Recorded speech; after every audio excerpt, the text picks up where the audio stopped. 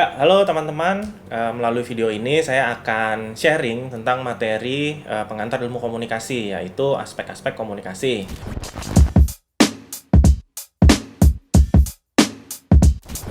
Nah, pembuatan video ini saya dibantu oleh tim Laboratorium TV UP. Jadi ya mudah-mudahan oke ya hasilnya ya. Oke. Nah, kita bahas tentang aspek-aspek komunikasi. Jadi, ketika kita melakukan komunikasi atau melakukan kegiatan komunikasi, apa aja sih aspek-aspek yang nantinya bisa dilihat dan tidak dilihat gitu. Jadi, seringkali ketika kita melakukan komunikasi, kita hanya melihat sebetulnya ya, hanya beberapa aspek aja. Banyak aspek yang sebetulnya tidak bisa kita lihat seperti itu. Nah, itu yang akan dibahas di materi ini. Aspek-aspek komunikasi ini diibaratkan sebagai fenomena gunung es atau iceberg communication. Kenapa gunung es? Karena kalau teman-teman lihat ya, kalau gunung es itu kan di laut biasanya, dan yang kelihatan cuma puncaknya aja. Dan itu cuma sedikit nih ujungnya, sedangkan sebenarnya di bawahnya itu juga lebih banyak, lebih besar gitu.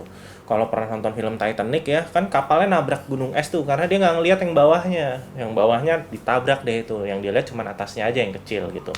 Nah, itulah yang menjelaskan sebenarnya fenomena komunikasi. Komunikasi sebenarnya yang kita tampak ketika orang melakukan komunikasi hanyalah bagian atasnya aja, sedikit saja yang terlihat, tapi sebetulnya banyak hal yang tidak terlihat yang juga mempengaruhi kegiatan komunikasi itu sendiri. Nah, itu yang akan kita bahas.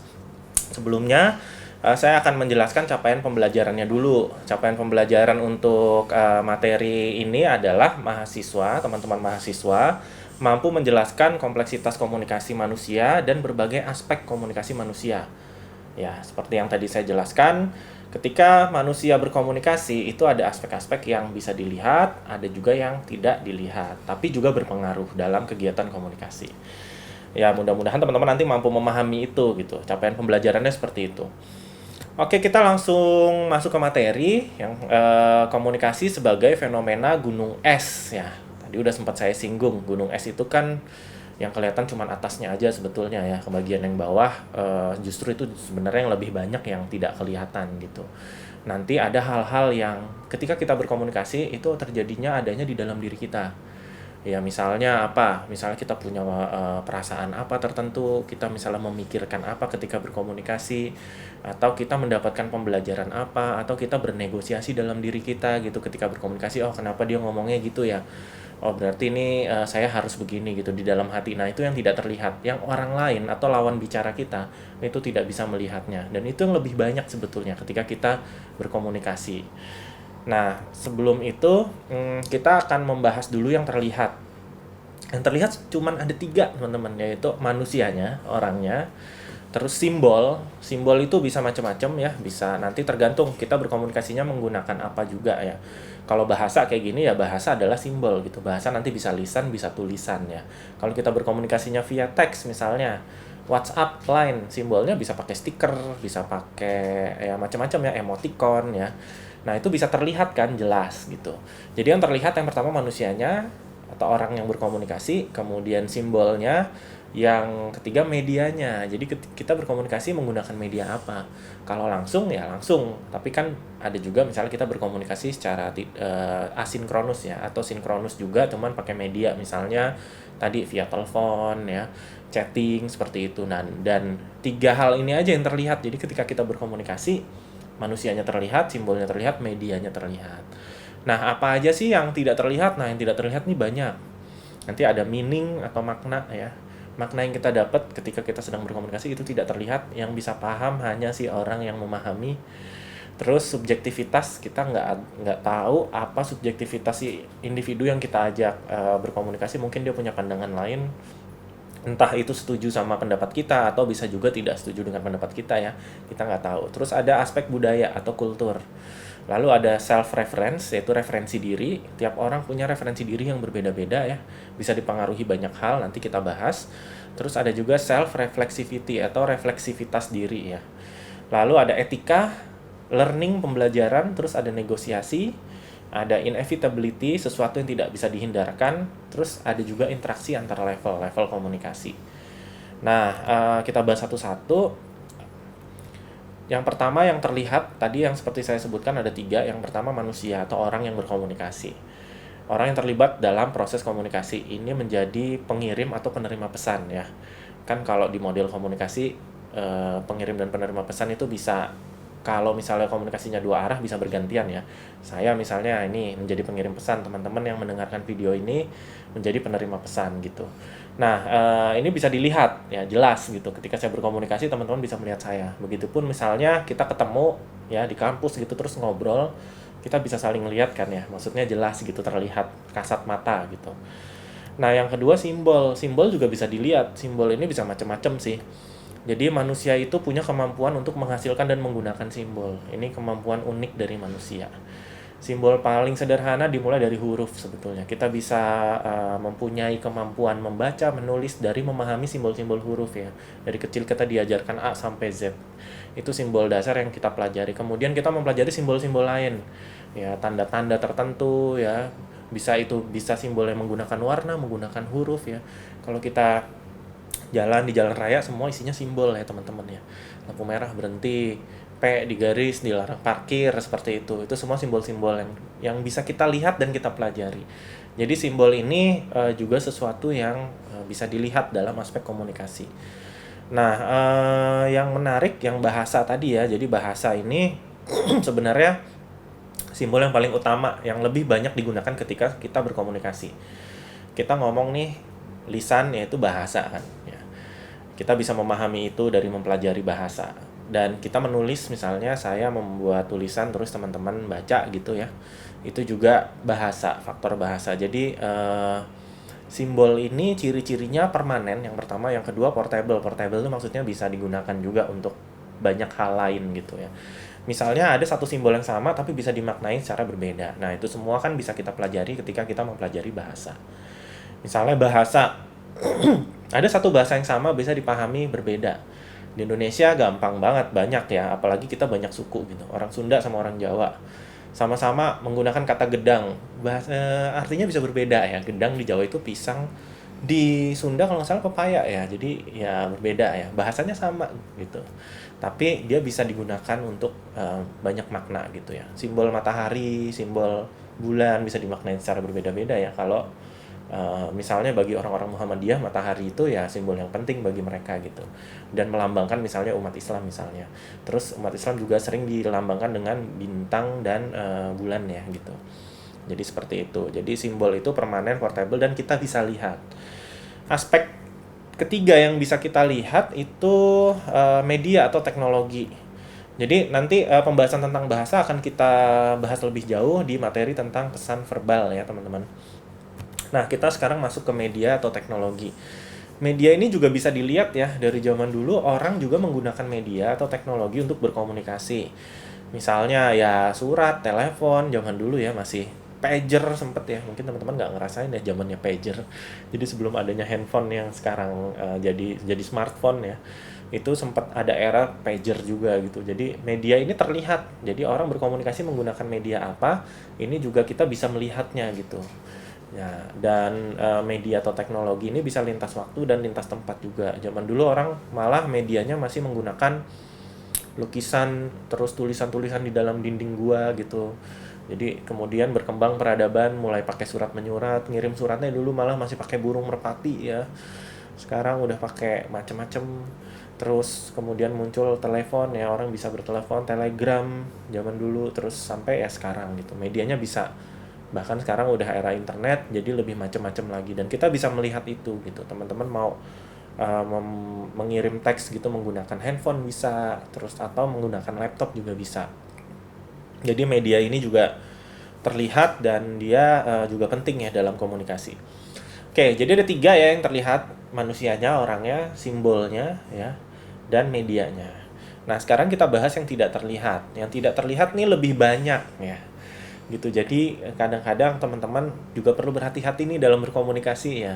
Jangan-jangan kita salah gitu. Kita berkomunikasi nih sama teman kita, terus kita pikir oh dia udah paham nih, atau oh dia ini mengerti apa yang kita maksud. Tapi bisa jadi enggak gitu. Karena apa? Kita nggak bisa ngelihat gitu yang ada di pikirannya dia, di perasaan dia, kita nggak tahu. Nah, itulah aspek-aspek yang tidak bisa dilihat dari komunikasi. Kita ngobrol seringkali kan totonya maknanya salah gitu. Yang kita maksud apa, dia nangkapnya apa gitu. Karena apa? Karena kita nggak bisa ngelihat dia ngerti. atau enggak gitu yang kita maksud. Nah, sekarang saya akan jelaskan aspek-aspek yang tidak terlihat. Yang pertama adalah meaning atau makna. Jadi ketika kita berkomunikasi, kita nggak bisa melihat tuh makna yang didapat atau makna yang kita buat untuk disampaikan ke orang lain, seperti itu. Jadi itu adanya di dalam diri, sehingga dia masuk ke dalam aspek yang tidak terlihat. Karena apa? Karena manusia itu menciptakan simbol dan memberikan makna terhadap simbol tersebut ya. Misalnya, kita misalnya ingin merangkai kata-kata nih, seperti saya misalnya seperti ini. Bagaimana sih kata-kata yang enak gitu saya rangkai untuk disampaikan ke teman-teman. Nah, itu kan saya sebenarnya sedang merangkai simbol-simbol itu, memaknai simbol-simbol itu. Dan teman-teman ketika mendapatkan atau melihat tayangan ini juga berusaha memaknai makna itu berdasarkan pemahaman teman-teman. Jadi itu yang tidak bisa kita lihat gitu. Saya tidak bisa melihat bagaimana teman-teman memaknai itu, dan teman-teman juga nggak bisa melihat bagaimana saya menyusun bahasa dan menyusun makna yang akan saya sampaikan. Jadi makna itu tidak terlihat ya. Nah, yang kedua, aspek yang tidak terlihat adalah learning. Learning itu proses pembelajaran. Kenapa? Karena manusia itu harus melalui proses learning untuk bisa memahami sebuah aspek komunikasi ya. Jadi misalnya kayak gini, kita kan sedang melakukan proses belajar, tapi apakah teman-teman paham apa enggak? Yang di pikiran teman-teman saya nggak bisa ngelihat ya. Teman-teman mungkin dari misalnya 40 orang yang menonton video ini, itu bisa beda-beda tuh memahaminya, mempelajarinya. Mungkin ada yang ingat, oh iya saya ingat nih aspek-aspek yang tidak terlihat ini. Ada juga yang nggak ingat gitu, oh saya lupa tadi apa aja ya aspek. Jadi beda-beda tiap orang, dan saya nggak bisa ngelihat itu. Itu hanya terjadi di dalam pikiran dan perasaan dari masing-masing individu yang sedang melakukan komunikasi. Jadi tadi meaning, makna, yang kedua adalah learning. Nah, learning ini sebenarnya juga adalah kegiatan manusia merespon pesan ya. Jadi kita setiap hari itu kan melihat sesuatu, ketika itu ada pesan, itu adalah proses komunikasi sebetulnya gitu.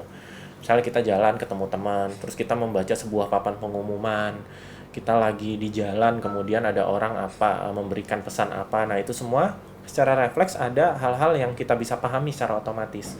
Tapi ada juga yang enggak, tapi maksudnya tidak secara otomatis, tapi kita bisa memahami lebih lanjut melalui proses belajar. Kayak kuliah, ketika kita udah sampai di kampus, kemudian kuliah, mendengarkan dosen berbicara, itu kan proses komunikasi ya. Dan memahami apa yang disampaikan oleh dosen, nah itu proses belajar yang tidak otomatis. Kalau yang otomatis biasanya hal-hal yang simpel ya. Misalnya baru nyampe kampus, di depan UP ngeliat pengumuman di depan plang apa gitu, UP melaksanakan protokol kesehatan dengan ketat misalnya. Nah, itu secara otomatis kita pahamin tuh, oh iya kita belajar, oh iya UP sedang melakukan protokol kesehatan dengan ketat misalnya.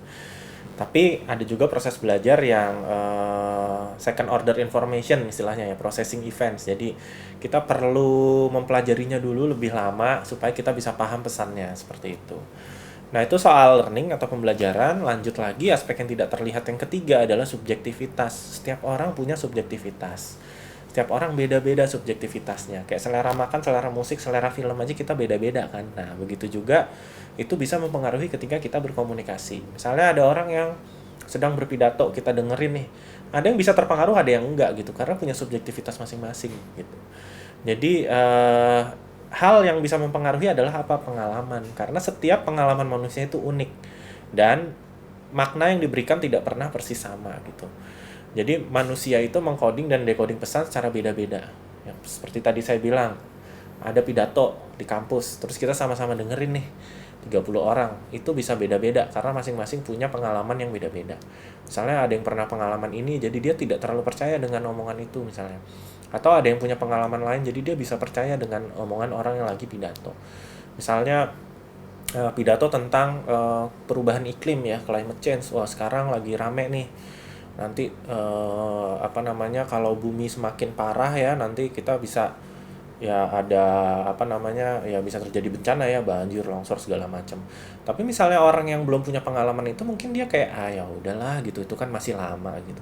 Tapi kalau ada orang yang pernah misalnya punya pengalaman kebanjiran, kena longsor, nah dia bisa aja tuh percaya, oh iya kita harus menjaga, wah udah kurangi emisi gas misalnya, kayak gitu ya. Jadi itu contohnya, subjektivitas itu ngaruh juga. Ketika kita menerima pesannya sama, orang bisa memaknai berbeda. Karena apa? Karena mereka punya pengalaman yang berbeda. Intinya gitu. Lalu yang berikutnya, aspek yang tidak terlihat berikutnya adalah negosiasi. Negosiasi sebetulnya ketika kita berkomunikasi nggak selalu ini ya, maksudnya negosiasi ini diartikan misalnya jual beli atau apa gitu. Tapi nggak juga. Kadang-kadang kita juga menegosiasikan makna tadi kan gitu. Misalnya kalau teman-teman lagi proses berdebat, kalau dilihat itu kan kita sedang menegosiasikan sebetulnya. Menegosiasikan misalnya pandangan kita bisa didengar atau pandangan orang lain bisa kita terima kayak gitu. Jadi ada proses negosiasi tukar-penukar makna di dalam komunikasi yang sebetulnya itu juga tidak dapat kita lihat. Kita bisa melihat orangnya, tapi maknanya kan nggak bisa gitu. Maksudnya dia apa sih gitu. Misalnya teman-teman lihat debat gitu di TV-TV ya, itu kan kita bisa ngelihat nih orangnya ngotot, orangnya apa, tapi yang ada di pikirannya dia kenapa dia ngomongnya kayak gitu, kenapa dia menegosiasikannya seperti itu, kita nggak pernah bisa ngelihat itu gitu. Itu yang ada di dalam diri kita. Jadi negosiasi ini juga tidak terlihat.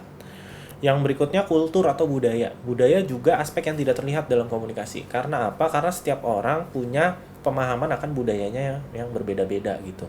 Apalagi Indonesia ya. Indonesia kan multikultur gitu.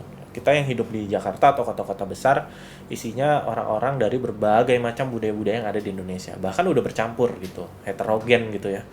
Nah, di dalam proses komunikasi, budaya ini juga hal yang tidak bisa kita lihat, kita nggak bisa tahu ya. Mungkin logat bicara, bahasa kita bisa lihat ya, bisa mendengar gitu. Tapi apakah pemahaman-pemahaman dia tentang satu hal kita nggak bisa tahu pasti. Misalnya kita ngobrol nih sama orang dari latar budaya yang berbeda tentang satu hal gitu, kita ngobrol. Pendapat dia mungkin bisa berbeda karena apa? Karena dia diajarkan dari budayanya itu hal yang berbeda misalnya seperti itu. Bisa juga yang lain berbeda. Misalnya kita membicarakan tentang oh kalau sedang makan itu tidak boleh berbicara misalnya. Di budaya tertentu misalnya itu nggak jadi masalah gitu. Tapi di budaya yang lain oh nggak boleh, saya nggak boleh kalau lagi makan makan aja, nggak boleh sambil ngomong misalnya. Jadi ketika kita komunikasi kita nggak bisa tahu tuh apa sih nilai-nilai budaya yang ada di dalam dirinya gitu. Nah itu hal yang tidak terlihat juga ya. Berikutnya konteks dan level komunikasi. Ini juga saya pernah singgung ya, di komunikasi itu ada konteks atau level. Nah, jadi dimulai dari komunikasi intrapersonal, interpersonal, komunikasi kelompok, komunikasi organisasi, komunikasi antar budaya, komunikasi massa. Nah, itu konteks-konteks atau level-level dan tiap level itu sebenarnya ciri khasnya beda-beda ya. Contoh misalnya kalau kita melakukan komunikasi antar pribadi, kita bisa dadakan ya, ketemu langsung, nggak usah disiapin. Tapi kalau kita melakukan komunikasi massa atau komunikasi publik, nggak bisa, pesannya harus direncanakan. Kita mau ngomong di depan banyak orang, nggak mungkin dadakan ya. Tiba-tiba datang, oh ayo maju, suruh ngomong di depan orang, kita bingung mau ngomong apa gitu, belum siap gitu. Tapi kalau cuman ketemu orang, teman, tiba-tiba nggak sengaja papasan ngobrol, itu sangat bisa dadakan, bisa mendadak gitu ya. Jadi itu contoh bagaimana tiap level ini beda-beda sebetulnya. Nah, di dalam konteks dan level ini sebenarnya terjadi interaksi. Ya, bisa aja misalnya kita lagi melakukan komunikasi antar pribadi tapi sambil nonton TV. Kan itu terjadi proses komunikasi massa juga ya. Nah, dan kejadian-kejadian itu sebenarnya tidak bisa kita pahami juga atau tidak bisa terlihat juga dalam dalam proses komunikasi seperti itu. Jadi konteks dan level komunikasi ini kadang kita tidak sadar gitu. Jadi kan nggak mungkin ya kita menyadari gitu meskipun kita belajar komunikasi, oh saya ini sekarang lagi melakukan komunikasi organisasi misalnya karena saya lagi rapat. Enggak, ya udah rapat aja gitu, nggak usah kita identifikasi pakai teori gitu kan. Jadi itu hal-hal yang tidak kita sadari dan tidak bisa kita lihat sebetulnya gitu.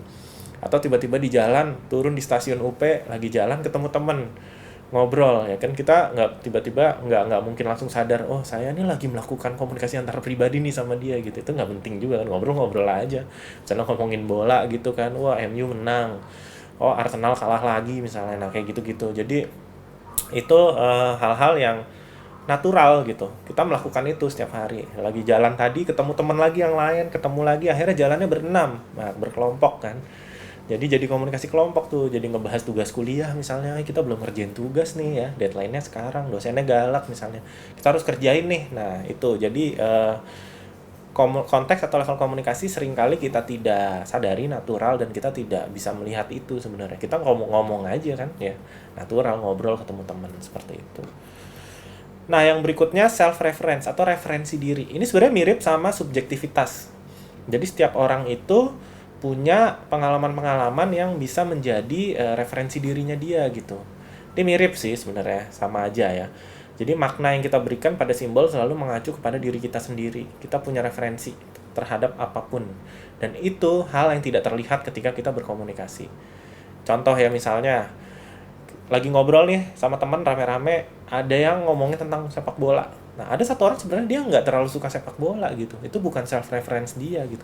Dia nggak ngerti persetan dengan Barcelona kalah atau Arsenal kalah terus nggak pernah menang misalnya, atau MU lagi menang gitu. Nah, dia nggak akan mendapat memahami pesan itu dengan baik. Karena apa? Karena dia tidak punya ketertarikan atau referensi tentang sepak bola gitu. Jadi itu nanti hal yang tidak kelihatan yang juga terjadi di komunikasi. Misalnya tadi itu ya, kalian kenapa sih dia diem aja, kita nggak tahu. Oh, setelah kita ngobrol, kita tanya, ternyata dia nggak suka sepak bola. Oh ya udah gitu. Itu karena dia punya referensi yang berbeda. Tapi itu kan kita nggak bisa ngelihat. Itu ada di dalam diri kita, di dalam dirinya dia gitu. Nah, itu self reference ya. Tiap orang pasti punya referensi yang berbeda-beda. Berikutnya self-reflexivity atau refleksivitas diri. Jadi manusia itu memiliki kemampuan melakukan refleksi diri. Ini refleksi itu perenungan ya, menyadari diri sendiri. Jadi bukan refleksi pijat ya teman-teman ya. Ini kadang-kadang suka bingung juga nih, waktu itu soalnya saya refleksi gitu, bukan. Refleksi biasanya kalau di ilmu pengetahuan sering menggunakan kata refleksi untuk menjelaskan kesadaran diri ya, consciousness. Atau gampangnya biasanya saya perenungan diri lah gitu. Jadi kita merenungi diri sendiri, bertanya kepada diri sendiri tentang hal-hal yang kita alami atau apa gitu. Nah, ini di dalam komunikasi itu tidak terlihat karena adanya di dalam diri gitu. Nah, kemampuan ini memungkinkan manusia untuk mengenali eksistensinya, tujuannya, harapannya, kegagalannya ya. Biasanya kita kalau lagi dalam masa gagal, diputusin pacar, sedih kan, nah itu refleksi diri tuh muncul. Saya salah apa ya gitu misalnya, terus saya sedih, apa yang terjadi pada diri saya, kenapa sial terus. Nah, kalau teman-teman pernah melakukan itu adalah proses refleksi diri sebetulnya gitu, sendirian, merenungi nasib ya, merenungi dirinya sendiri, kenapa hidup seperti ini gitu. Nah, itu self reflexivity, dan itu tidak terlihat di dalam komunikasi karena itu terjadi di dalam diri masing-masing ya gitu. Terus berikutnya ada etika, ya, aspek etik. Etika ini perlu di semua bentuk komunikasi, tapi dia sering tidak disadari. Etika itu baru disadari jika terjadi pelanggaran, ya. Nah, nih orang nih kok nggak beretika ya? Kita baru tahu ketika dia melanggar kan. Ngomongnya nggak sopan nih gitu. Tapi kalau dia nggak ngomong kayak gitu, kita nggak tahu gitu. Dan etika ini juga memang ada di dalam, dipahami di dalam diri masing-masing kan. Orang-orang kan beda-beda ya, diajarin dari rumahnya gitu. Boleh ini, atau tidak boleh ini, atau tidak boleh ini. Dan itu berbeda-beda. Punya standar etikanya masing-masing. Tapi tetap ada etika universal yang kita pegang ya. Misalnya tidak boleh menyakiti orang lain, tidak boleh mengambil hak orang lain. Itu kan etika-etika yang universal, dan saya rasa semua orang udah diajarkan itu dari kecil. Tapi ya kita tidak pernah tahu apakah orang itu paham atau enggak gitu. Nah, berikutnya inevitability atau sesuatu yang tidak dapat dihindarkan. Jadi komunikasi itu adalah sesuatu yang tidak dapat dihindarkan. Kita dari kecil itu udah berkomunikasi, teman-teman ya. Jadi kita dari lahir udah nangis. Nangis itu bentuk komunikasi manusia yang paling awal ya. Nangis entah itu kaget, bayi kan belum bisa ngomong, yang bisa nangis, tapi kita harus bisa paham dia nangis ini karena lapar, karena mau buang air, apa karena takut, apa karena kedinginan, atau macam-macam ya. Jadi komunikasi sebagai hal yang tidak dapat dihindari, dan itu sudah kita lakukan dari kecil sampai besar, kemudian kita belajar bahasa dan segala macam. Itu ya sesuatu yang tidak kita sadari sebetulnya ya. Kita tuh nggak sadar sebenarnya, karena kita seringkali ya udah komunikasi aja seperti yang tadi saya bilang gitu. Apakah komunikasinya benar apa enggak, atau ya udah gitu. Nah, karena apa? Karena sifat dari komunikasi itu tidak dapat terhindarkan sebetulnya. Orang kalau diem aja seharian tidurnya nggak nyenyak ya. Itu ada penelitiannya sebetulnya di psikologi. Coba deh teman-teman kalau mau uji coba ya. Gak usah ngomong gitu sehari. Kayaknya nggak bisa sih ya, agak susah. Paling nggak ada bahasa isyarat ya. Kan kayak orang kalau lagi ngambek gitu, ditanya diem aja. Tapi paling nggak kepalanya ngangguk atau geleng gitu ya. Jadi ya itu masih, sebenarnya dia masih melakukan komunikasi gitu, ngirim pesan, menunjukkan bahwa dia lagi marah. Dia geleng-geleng, dia ngangguk-ngangguk kayak gitu. Jadi bagaimanapun kita tetap nggak terhindarkan gitu untuk melakukan komunikasi. Nah, itu tadi ya. Jadi lumayan banyak tuh yang tidak terlihat, ada 10 aspek.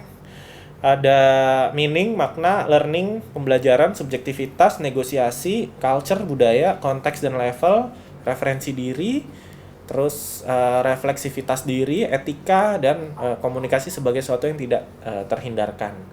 Jadi ini kesimpulannya. Yang pertama, dalam setiap aktivitas komunikasi itu ada aspek-aspek yang dapat terlihat dan tidak dapat terlihat.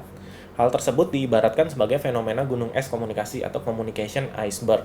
Ini di bukunya Brian Rubin dan Lea Stewart ada ya, di satu bab tersendiri, communication iceberg. Tadi udah saya jelaskan kenapa menggunakan istilah gunung es komunikasi, karena ada yang terlihat dan ada yang tidak terlihat. Nah, 3 aspek yang terlihat yaitu manusia yang melakukan komunikasi, simbol, dan teknologi.